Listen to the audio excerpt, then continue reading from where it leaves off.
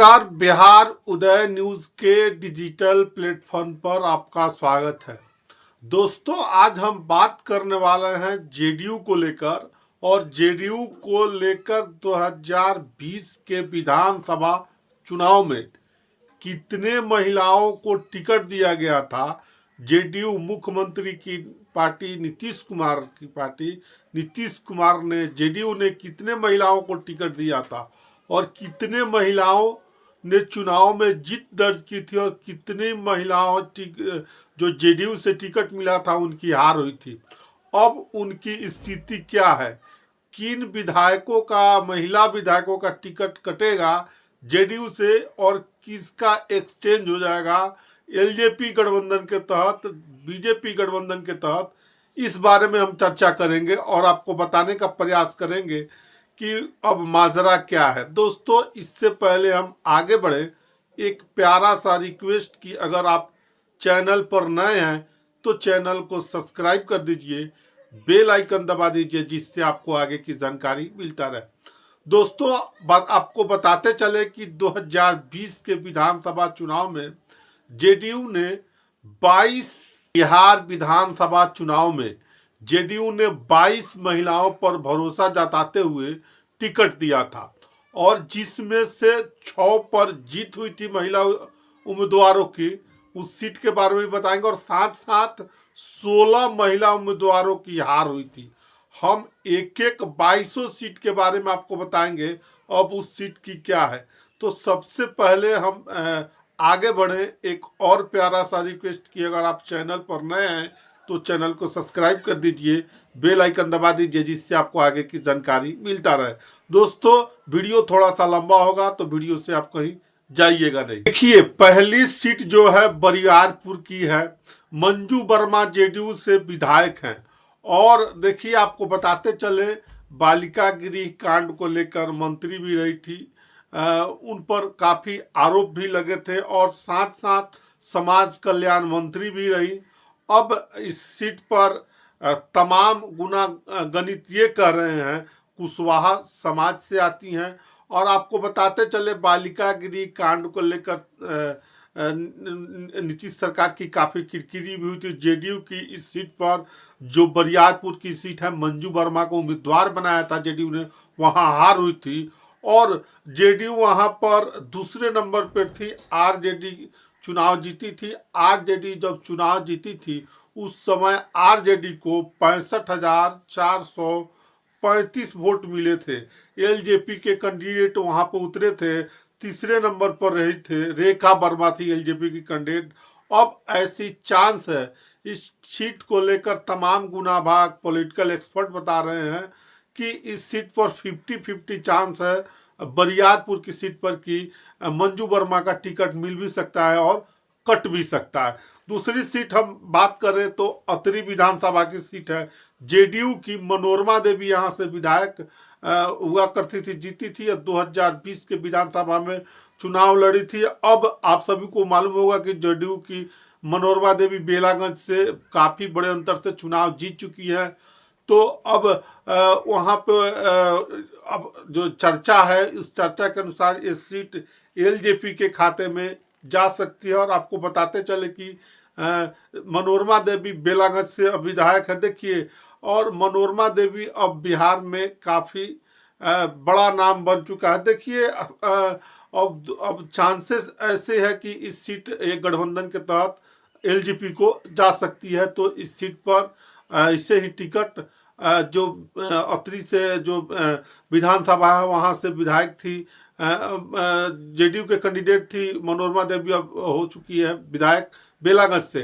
तो अब हम बात करते हैं जो अब अगली सीट है, वो सीट है केसरिया की। शालिनी मिश्रा वहाँ से विधायक है। शालिनी मिश्रा काफ़ी नीतीश कुमार और जेडीयू के करीबी मानी जाती हैं और साथ साथ पार्टी के हर बड़े फंक्शनों में भाग लेती रहती है और तमाम तरह के पार्टी के कार्यों में बढ़ चढ़ कर हिस्सा लेती है। हर बड़े इवेंट में उनको मुख्यमंत्री के साथ वो दिख जाती हैं। तो इनका टिकट कंफर्म मान के जा रहा है कि शालिनी मिश्रा का टिकट नहीं कटेगा केसरिया विधानसभा से।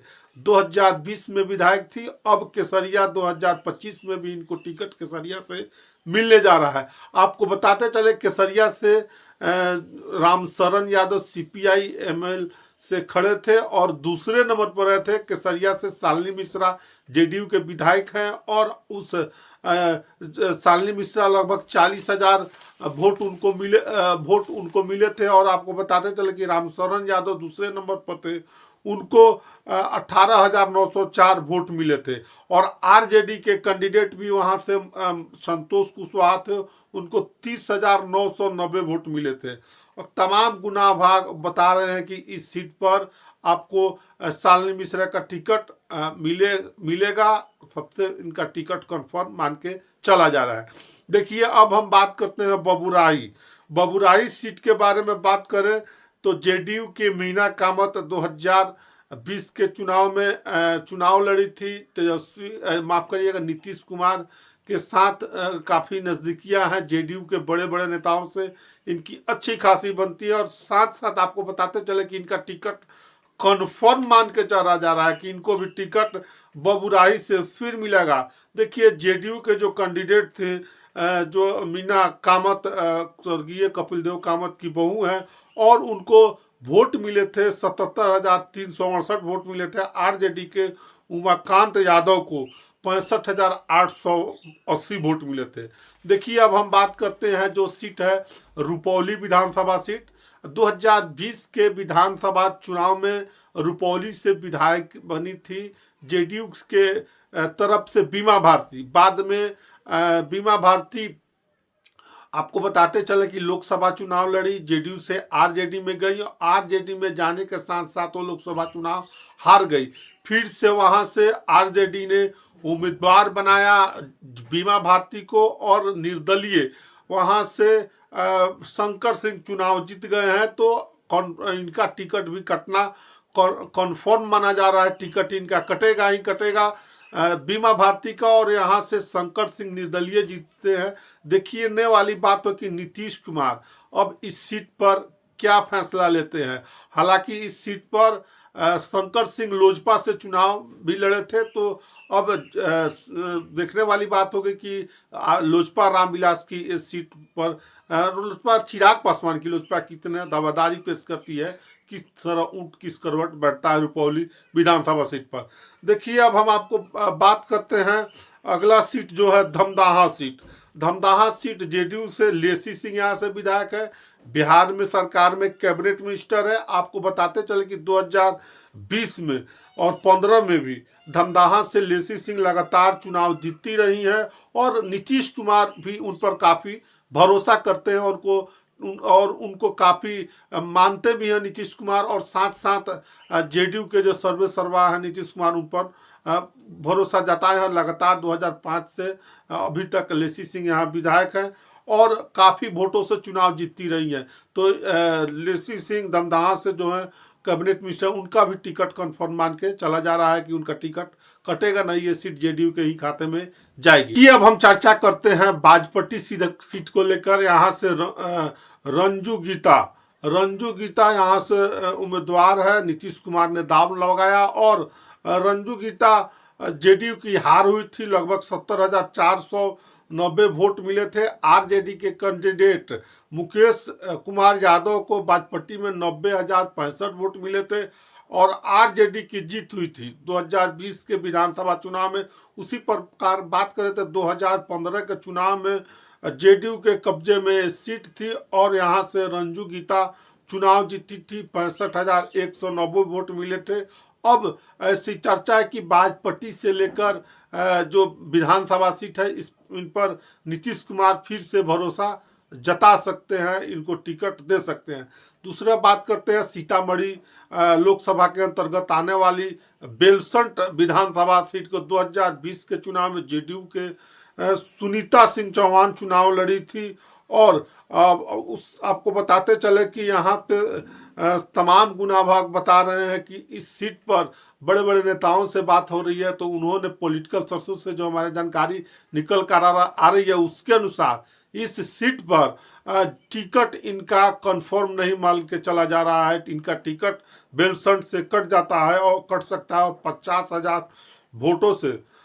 लगभग यहाँ उनको प्राप्त हुए थे 13,690 वोट से आरजेडी की जीत बेलसंड में हुई थी। देखिए 2015 में 2005 में भी जीती थी और उस समय जो सुनील चौहान है उस पर भरोसा जता सकते हैं नीतीश कुमार, उनको 37,780 वोट मिले थे। तो बेलसंड में सुनीता सिंह चौहान का टिकट कंफर्म मान के चला जा रहा है कि उनको टिकट नहीं मिलेगा। यहाँ से जेडीयू अपना उम्मीदवार बदलेगी या दूसरे उम्मीदवार को उतार सकती है।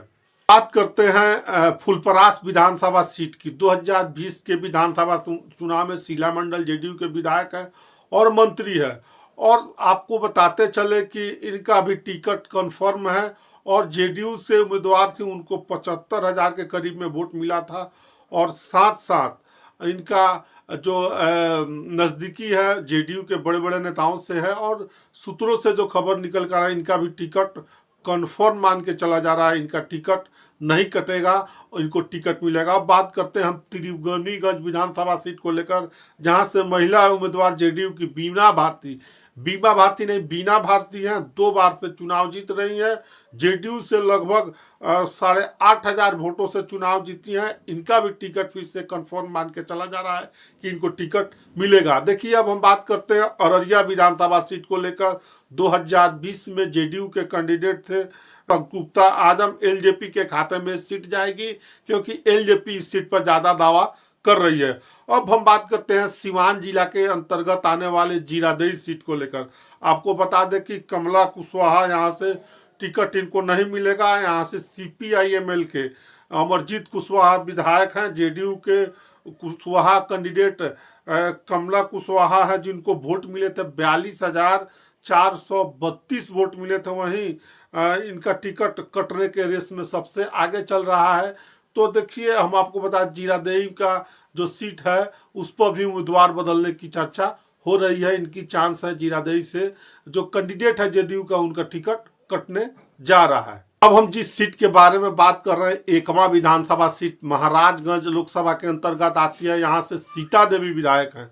देखिए इनका भी टिकट मान के चला जा रहा है कि जेडीयू इनको टिकट देगी। आरजेडी के श्रीकांत यादव यहाँ से 55,000 वोट इनको मिले थे आरजेडी से, और नीतीश कुमार यहाँ से भी चाहते हैं कि इनका टिकट मिले। तो देखिए तो 2025 के चुनाव में जब टिकट मिलेगा तो मालूम चलेगा, लेकिन ऐसी चर्चाओं का बाजार गर्म है कि इनका टिकट कटने वाला नहीं है। अब बात करते हैं मांझी विधानसभा सीट को लेकर। मांझी से अभी सीपीआईएमएल से सत्येंद्र कुमार यादव विधायक है, और साथ साथ यहाँ से मांझी के बेटा जो है जेडीयू के माधवी सिंह युवा हैं, लेकिन वहाँ से उनको टिकट मिलने नहीं जा रहा है। उनका भी टिकट कट सकता है माधवी सिंह का मांझी विधानसभा सीट से। अब बात करते हैं हम महुआ विधानसभा को। देखिए महुआ विधानसभा के सीट के बारे में चर्चा करते हैं। 2020 के विधानसभा में आरजेडी के खाते में सीट गई थी और यहाँ से जेडीयू के असमा परवीन चुनाव लड़ी थी।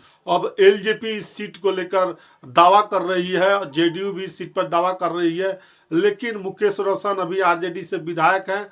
महुआ की वही सीट है जो तेज प्रताप यादव को चाहते हैं कि हम यहाँ से चुनाव लड़े। अब बात हम करते हैं समस्तीपुर विधानसभा सीट को लेकर।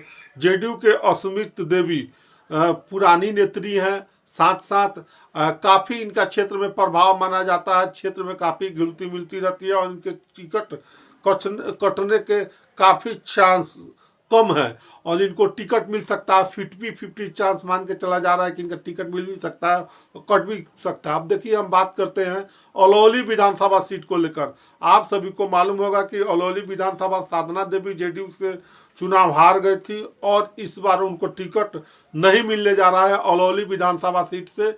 तो देखिए अलौली विधानसभा सीट अभी के बारे में हम आपको बता रहे थे। देखिए एलजेपी की निगाह भी इस सीट पर है और यहाँ से रामवृक्ष सदा अभी फिलहाल विधायक है, साधना देवी की जो जेडीयू से चुनाव लड़ी थी उनकी हार हुई थी। हालांकि अब बंटवारे में सीट किस पार्टी को जाती है ये देखने वाली बात होगी। देखिए अब हम बात करते हैं खगड़िया विधानसभा सीट को लेकर। यहाँ से पूनम यादव विधायक है, इनको भी टिकट कंफर्म मान के चला जा रहा है। 2005 से लेकर अभी तक लगातार यहाँ विधायक है और चुनाव लड़ी है, रही है 15 तक, और 20 के विधानसभा चुनाव में पूनम यादव चुनाव हार गई थी और 45,000 वोट कांग्रेस को मिले थे। यहाँ से कांग्रेस खगड़िया से चुनाव जीती थी और 42,900 वोट जेडीयू को मिले थे।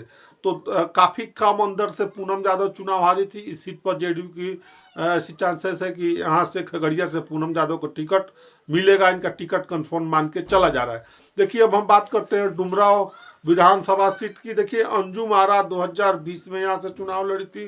गोविंदगंज, माफ करिएगा, अंजुम नामा चली थी, इनका भी टिकट कंफर्म मान के चला जा रहा है कि इनको टिकट मिलेगा। अब हम बात करते हैं गोविंदपुर सीट को लेकर। 2020 के विधानसभा चुनाव में पूर्णिमा यादव यहाँ से चुनाव लड़ी थी और 45,000 वोट मिले थे और इनकी हार हुई थी। मोहम्मद कमरान आरजेडी की जीत हुई थी लगभग 8,000 वोटों से। तो अभी हम आपको बता रहे थे आरजेडी के महिला उम्मीदवारों के बारे में, एक एक करके बता रहे थे। कड़ी में जगदीशपुर विधानसभा सीट टिकट जो यहाँ से महिला उम्मीदवार है उनको टिकट नहीं मिलेगा। यहाँ से 50-50 चांस है कि इनका टिकट कट सकता है। तो देखिए अभी हमने एक एक करके जेडीयू के लगभग 22 महिला उम्मीदवारों ने 2020 विधानसभा में चुनाव लड़ा था और उसमें से 6 की जीत हुई थी, 16 की हार हुई थी। तो हम एक एक करके 22 सीट को लेकर बताएं अब क्या स्थिति है, किस पार्टी गठबंधन के तहत ये सीट जा सकता है और किनका टिकट कट सकता है। बाकी आप इस वीडियो के बारे में क्या सोचते हैं, कमेंट सेक्शन खुला है, कमेंट करके ज़रूर बताइएगा। आप सभी का बहुत बहुत धन्यवाद।